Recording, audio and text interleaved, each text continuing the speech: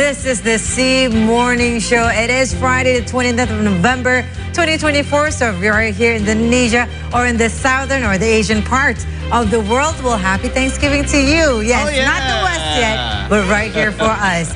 As always, for the next 3 hours, we will bring you the latest dose of your morning update. And we have top stories right here from Indonesia and across the globe. And of course, today we have two very pivotal talk shows, one of which, well, since I said it is Thanksgiving, the next day after Thanksgiving is the Black Friday. So everyone, hold on tight to your pockets and your change. It's going to be a lovely 2024. And also, we will have another talk show that is very pivotal to our political spectrum right here in Indonesia. My name is Caroline Saramat. I am never alone in this desk. We have Alin and also Hans right here on this lovely Friday. Good morning. I'm deleting my credit card details in any kind of platform because of Black Friday. Isn't it? So, because it's quite dangerous though. But you know that on Black Friday, especially if you want to buy like new gadgets, it's more on the digital technology side of it. Right? But I don't know if I need any more gadgets or I just want it. By the way, good morning. My name is Hans Lema, your host for today as well. And in addition to just what Carol just said, we will also have a special talk with Dino Patijalal, the chairman of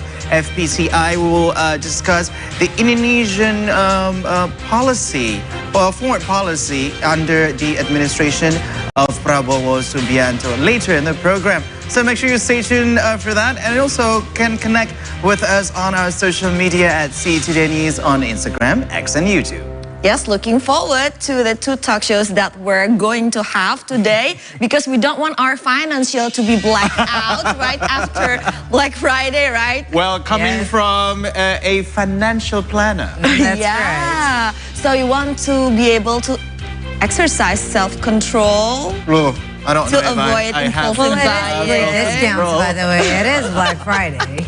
Okay, especially if you have like targeted items, especially technology, as you mentioned, Kay. So this is the moment. I'm Alin Ratmaja. Would like to greet our viewers that are now able to tune in from Foxtel Splash Australia, Macau Cable TV Channel 84, Vision Philippines Channel 58, Air Cable Philippines and Singtel Singapore Channel 15, and StarHub Channel 720. All right, let's start the show with our headlines. First up, residents of heavily bombarded Lebanese city in Nabatea started returning home on Thursday following a ceasefire between Hezbollah and Israel.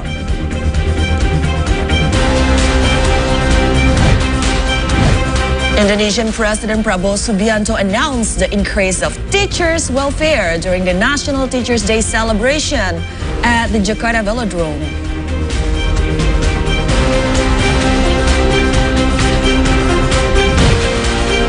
The Quezon City Police District recently filed a criminal complaint against Sara Duterte and her security staff after she allegedly threatened President Ferdinand Marcos Jr. And a new milestone once again for Indonesia and the Netherlands, taking a monumental step towards cultural reconciliation as Rotterdam returns 68 historical artifacts back to Indonesia. And we have those and the latest update, and we'll begin with the first of our story right here in our program as residents of heavily bombarded Lebanese city Nabatea started returning home on Thursday following a ceasefire between Hezbollah and Israel. Thousands of Lebanese residents who were displaced by the Israel and Hezbollah conflict started making their way home after both sides signed a ceasefire agreement. Should the deal endures, it would end nearly 14 months of fighting between Israel and Hezbollah, which escalated into all-out war in mid-September. The truce offers rest for 1.2 million displaced Lebanese and tens of thousands of Israelis who fled their homes along the border.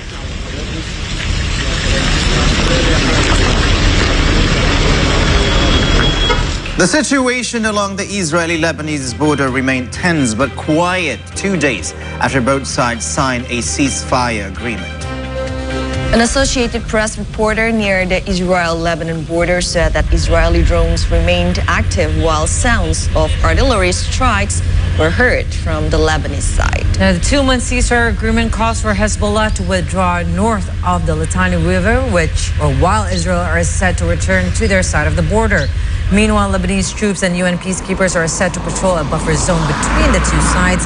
And the ceasefire took place on a late Tuesday and put a stop on 14 months of conflict. between Israel and Hezbollah. And I know that you guys remember too, this week is very an important week as U.S. and the United States and also friends had finally made a ceasefire deal between Israel and also the Lebanese government, not Hezbollah, but the Lebanese government. Now, so as they said, and on the ceasefire, that both countries are prepared to take steps to promote conditions for a permanent and comprehensive solution. This was stated by the U.S. President Joe Biden. It also stated in this ceasefire deal that the Lebanese government will prevent Hezbollah and all armed groups in the territory of Lebanon from carrying out any operation against Israel. And Israel, meanwhile, will not carry any offensive military operation against Lebanese targets, citizens, civilians, and other state targets in the territory of Lebanon. Now, the basis of the deal, it notes full implementation without violation. This in regards to the UN Secretary Council Resolution 1701, which ended the last war back in 2006. The resolution required among those other things. But again, Hezbollah is not mentioned in this, so this is a part of a ceasefire deal between Israel and also the Lebanese government. Again, a total of 10,000 Lebanese army troops will eventually be deployed to the south according to the agreement. And the ceasefire agreement says Israel forces will move south of the blue line in a phased manner within 60 days. So again, we were just mentioning about, after post-ceasefire deal 2 days, there's still not as much action going on the ground, but as from the Israel camp says, it will take them about 60 days until they'll have this, permanent situation. The ceasefire agreement says that U.S. will chair the reformulated and enhanced mechanism, will monitor, verify, and assist in ensuring enforcement, and Israel and also Lebanon will be expected to report any further details back to the U.S. and also again to France. But Prime Minister Netanyahu said if there will be any more action and movement from Hezbollah, they will retaliate. So I would like to highlight how costly is this conflict.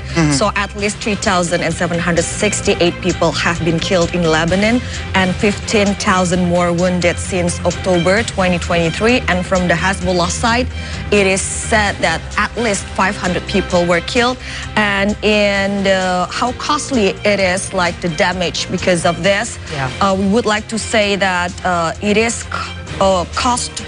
it cost 2.8 billion US dollars, with more than 99,000 housings were ruined or damaged. Yeah, not including the victims.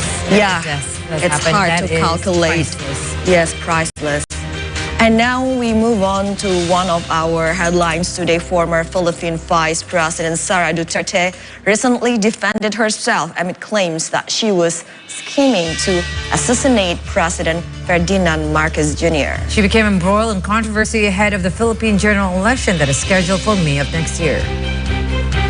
Former Vice President Sara Duterte denied claims that she was plotting to kill the Philippine head of state. This came after she made comments on the weekend which instructed an associate to kill President Marcos Jr. and his family if she were killed.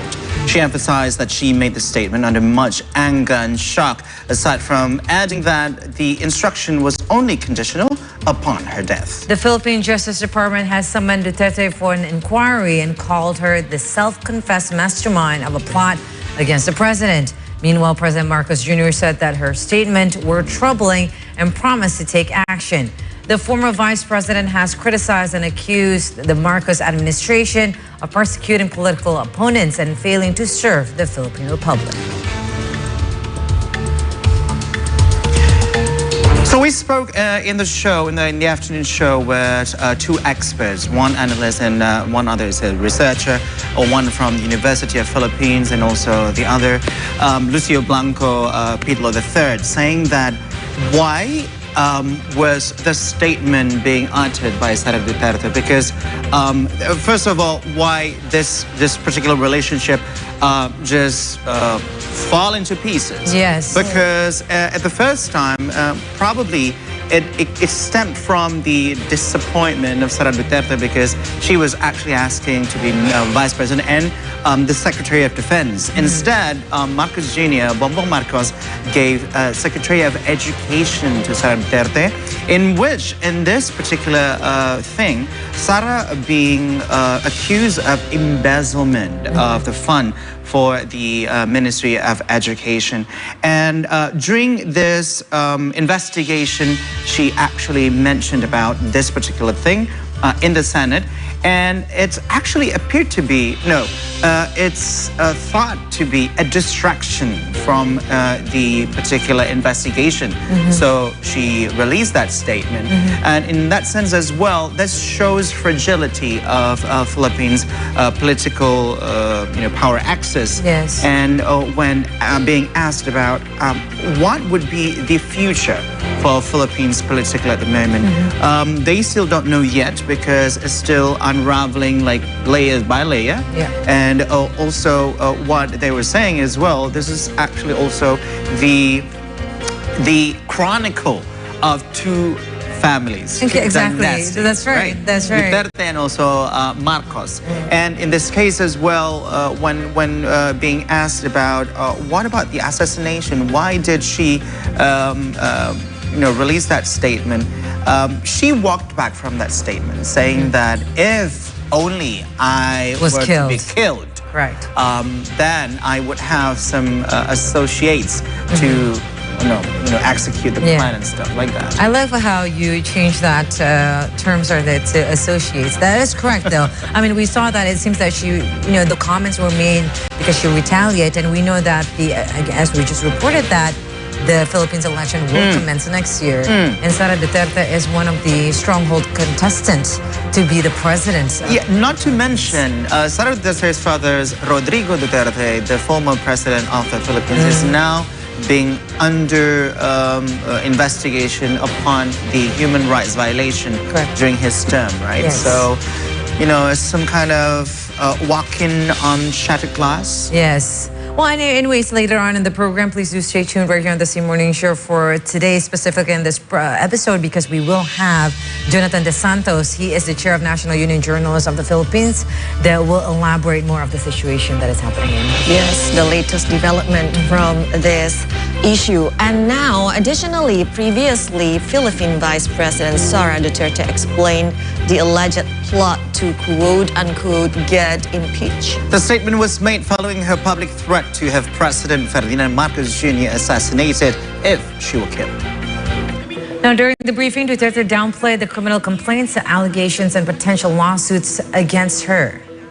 Yes, Sara further framed government actions as part of a coordinated effort to remove her from office, freeze her assets, and impose travel restrictions. On the same day, Quezon City Police filed criminal complaints against Duterte and her security team for allegedly assaulting authorities and defying orders during a recent altercation in Congress. The police complaints are separate from legal actions that may stem from Duterte's shocking public assassination threat to President Ferdinand Marcos Jr., First Lady Liza Araneta Marcos, and House Speaker Martin Romualdez. While Duterte claimed the alleged plot against her life justified her remarks, she has not disclosed any specific details about the supposed threat. Kaya pinipilit nila na merong violation sa batas. Mag-cancel ng passport, mag-red notice, mag-amlak, mag-issue ng kaliwat kanang search warrant. So ibig sabihin, babalik pa rin tayo dun. This is clearly oppression and harassment for remarks that pinipilit nila to take it out of its logical context. Now let's shift our focus right here to Indonesia, as our head of state, President Prabowo Subianto, had announced the increase of teachers' welfare. Yes, he said that the entire welfare budget has been increased by 16.7 trillion rupiah. He made the statement during the National Teachers' Day celebration at the Jakarta Velodrome on Thursday. President Prabowo Subianto attended the celebration of the National Teachers' Day in Jakarta Velodrome on Thursday. The president announced that the teachers will receive an increased pay, while teachers who are non-civil servants will receive an additional 2 million rupees monthly. The president also extended his gratitude to all teachers, aside from mentioning that the government will do their best in accommodating their needs. Kita telah meningkatkan anggaran untuk meningkatkan kesejahteraan guru ASN yang berstatus PNS dan P3K serta guru-guru non-ASN. Guru ASN mendapatkan tambahan kesejahteraan sebesar 1 kali gaji pokok.